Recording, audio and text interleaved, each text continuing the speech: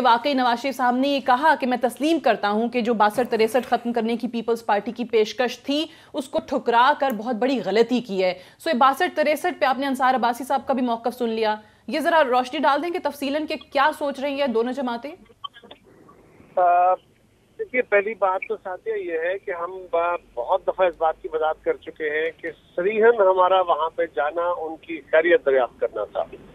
सियासी एजेंडे पर गुफ्तगू करने के लिए शहबाज शरीफ साहब और उनकी पूरी जमात इस्लामाबाद से होते हैं, हमारी जमात होती है, हमारी क़यादत होती है, मौलाना फजलुर रहमान साहब होते हैं, असफंदियार वली साहब अवेलेबल है, सराजुल हक साहब अवेलेबल, बाकी सब लोग हैं। तो अगर सियासी डिस्कशन भी करनी हो या किसी अलायंस की बात हो तो वो वहाँ ज्यादा हो सकती है। लेकिन ये बात मैंने जाने से पहले भी कही थी कि जब दो लीडर बैठेंगे तो नेचुरली कुछ ना कुछ मुल्की हालात के ऊपर डिस्कशन होगी। वहाँ जो डिस्कशन हुई उसमें चार्टर डेमोक्रेसी का जो जिक्र हुआ, मैं उस पर अगले एक दो दिन में इंशाल्लाह अंसार साहब एक डिटेल ब्रीफिंग रख रहा हूँ, ताकि मैं कौम के सामने रख सकूँ कि उसके अंदर क्या क्या ऑब्जेक्टिव से क्या क्या करने वाला था और क्या हम कर चुके हैं, वो भी जरा कौम के सामने रखना जरूरी है।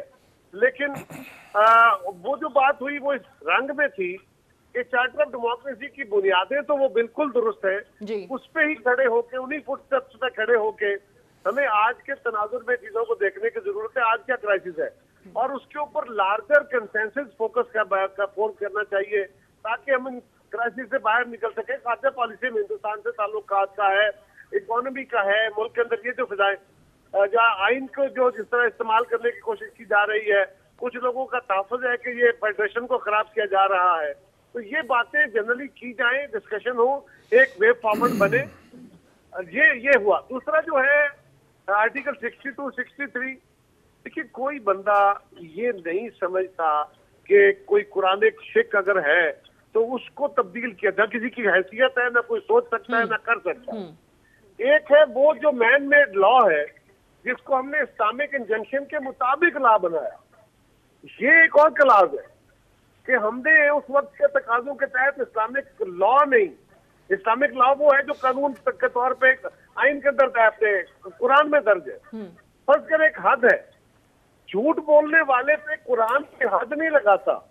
हाँ, बहुत इसको बड़ा नामुनासिब कहा गया, इसके बारे में कहा गया झूठ मत बोलो, इसके ये भी कहा गया कि ये ईमान को खाता है फलां है, लेकिन इसके ऊपर कोई हद नहीं की किसकी ये सजा होगी। और अगर हम कुरान अगर हम आइन के अंदर किसी को गलत बयानी की बुनियाद पे सजा दे देते हैं और कहते हैं कि ये कुरानिक वर्जन है या इस्लामिक वर्जन है, तो ये अलग बात है, इसको डिबेट किया जा सकता है। अच्छा, मैं जिस तरह कहा कायरा साहब, आपकी जब दौरे हुकूमत था तब भी ये प्रपोजल आया था। एक छोटी सी बात जी फरमाएं। तो गुजारिश ये है कि हमारा कोई इरादा ऐसा नहीं है कि हम किसी इंजेक्शन को छेड़ रहे हैं। हाँ, अगर किसी कानून को मिसयूज करके या उसकी अपनी मर्जी की इंटरप्रिटेशन करके अगर किसी को डिस्क्वालीफाई किया जा रहा है, एक टूल बनाया जा रहा है, तो उसके अंदर कैविएट्स लगाए जा सकते हैं, उसके अंदर तरमीम करके उसमें वो बेहतरियां की जाए ताकि वो मिसयूज ना हो। और अगर कोई है तो उसको अमेंड किया जाए।